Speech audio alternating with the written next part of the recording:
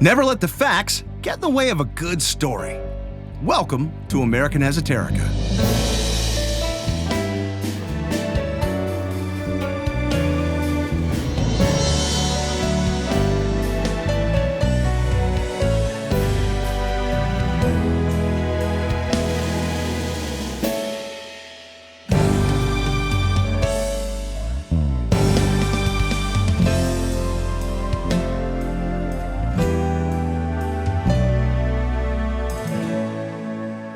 If history class gives you the what goes up, this is the must come down. The essential stuff in between. The personalities, events, and other ephemera that shape our history and culture. I'm Brian Powers. We're going to switch gears for a brief moment of indulgence. Call it a peek behind the curtain, a fourth wall break, a non-canonical aside. But to start this episode, I want to talk about the process of writing these episodes. See, when I set out to make this show, I wrote down every amusing, amazing, absurd, appealing, awkward, abhorrent, alluring, auspicious, and all-around awesome anecdote that had adhered assertively to my attention in abundance. The first 40 to 50 or so came straight from memory, and I added more topics as time went on. The problem, however, is that, as I started to research some of the subjects ingrained in my memory, it became clear that some of the stories I had heard, or at least how I remembered them, weren't entirely true. Awkward. For many of them, it was just that the version that had been relayed to me turned on a different set of facts than what I had been told. So once I had set the record straight, I could use the real story and go from there. This is evident in stories such as those of Haim Salomon, in that George Washington probably didn't burst through the doors of a synagogue on Yom Kippur like the Kool-Aid Man, exhausted and forced to beg for money to continue the American Revolution. Likewise, the way I had originally heard the story of Benjamin Franklin and his son, it was good old Ben pulling all the strings and preventing Washington or Congress from releasing his son from prison or letting him see his wife despite their protestations.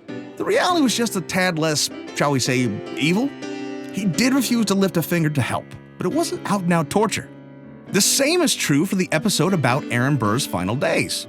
I'm not going to spoil it, but the popular retelling passed down through time is that a very coincidental individual served as Burr's estranged wife's attorney in their divorce. And it's heavily implied that the delivery of the final decree, with the attendant signature of that ironic participant, was such a blow that Burr up and died the day he received it. But no, that person did help her hide her assets, but he wasn't her attorney. And the divorce was still tied up in the legal system when Burr died, which rendered it moot, and therefore final as of the day of his death, leading to historical confusion. There are several more examples just from existing episodes, such as the story of the origin of NORAD's Santa Tracker, which is now told in its more fanciful and not quite true version on a yearly basis by those whimsical flibbertigibbets over at NPR.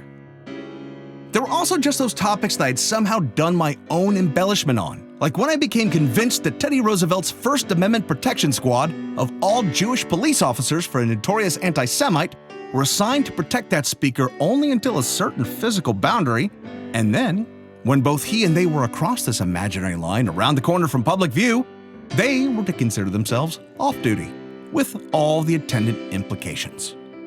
That would have been hilarious, but it didn't happen that way.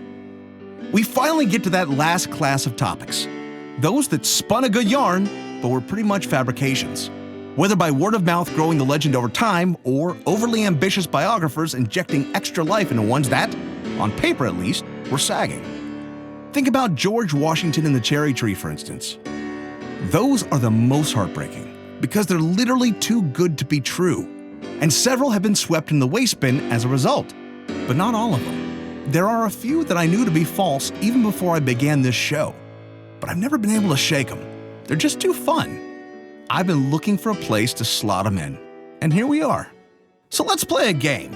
I'm going to tell you 3 quick historical anecdotes. 2 of them aren't really true, but have been and still are passed off as being so by reputable news sources in the same way those salacious slaparounds at NPR did just recently with one of them. One actually is true. See if you can spot it.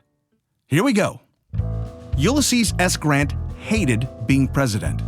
The country was still in turmoil just 4 short years after the end of the Civil War, the death of that other guy, and somebody had finally gotten the hint that maybe they needed to tighten up security at the White House. Prior to this, average citizens could just walk in on past the guards, but no more. Someone had ruined all the fun. So Grant became very lonely all by himself in the big mansion at the exceedingly advanced age of a whole 46. And so he escaped. On many afternoons, Grant would wander out the eastern side of the executive mansion, mosey around the Treasury building, and ensconce himself in the comfort of the lobby of the Willard Hotel, which still exists today. There, he would partake of his favorite snack, brandy and a cigar, and hold court with anyone who happened to be around.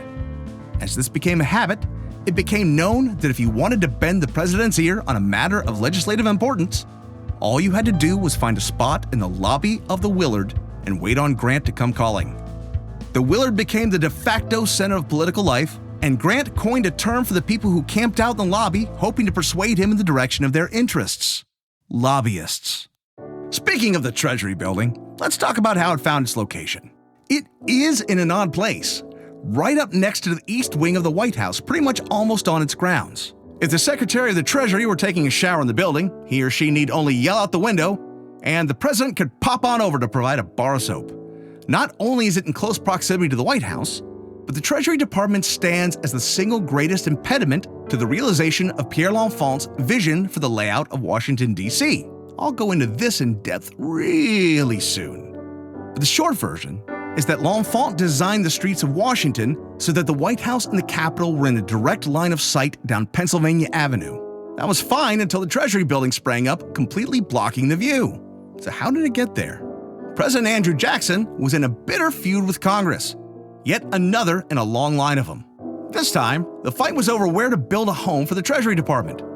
Frustrated and finally having enough, Jackson stormed out of the White House and stood at the edge of the White House lawn, staring angrily at his antagonists in the Capitol. That's when inspiration struck. Jackson discovered a solution to the problem that would also keep him from having to look at Congress from his house.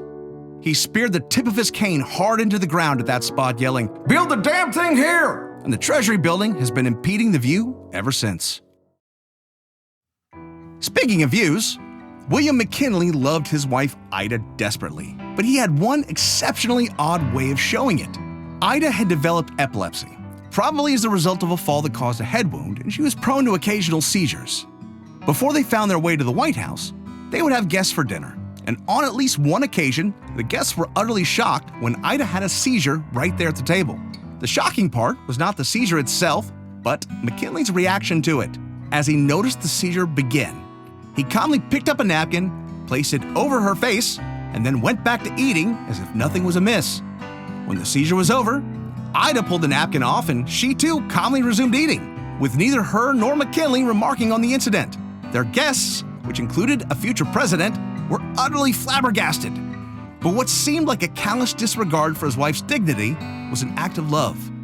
Ida didn't want guests to see her contorted features as she suffered a seizure, so McKinley's napkin provided a barrier. When McKinley became president, he changed dining protocol at formal events to have Ida sit next to him instead of across from him, just in case, although there isn't any evidence that he got to perform his napkin trick at a state dinner. So, which is the true story? Is it Grant giving us lobbyists? Jackson vetoing his view of Congress? Or McKinley doing napkin tricks with his wife's face? Now let's talk about it. The Willard Hotel publicists recount the story of Grant holding court and inadvertently naming a new American institution. Thing is, the word lobbyist had been around for a while before his presidency, appearing in print first in England, and it referred to those hanging around the lobbies of Parliament. Sorry, wrong answer. The United States Treasury Department website explained Andrew Jackson's famous role in determining the site of the building. At least it used to. Nowadays, it instead briefly recaps the enduring legend, which is code for a load of bunk, considering there was already the site of the previous Treasury building, which had been selected by George Washington and had just burned down. Now, the rumor then shifted to be that Jackson wanted the building bigger to block the view, but still. There's no actual evidence for Jackson and his legendary cane or shovel or whatever he stuck into the ground. Strike two. So that brings us to the McKinleys. The napkin story is true, according to no less a source than President Chief Justice William Howard Taft, who witnessed it personally as a dinner guest. And no, he did not get stuck in the bathtub. No good story gets through history unscathed, however.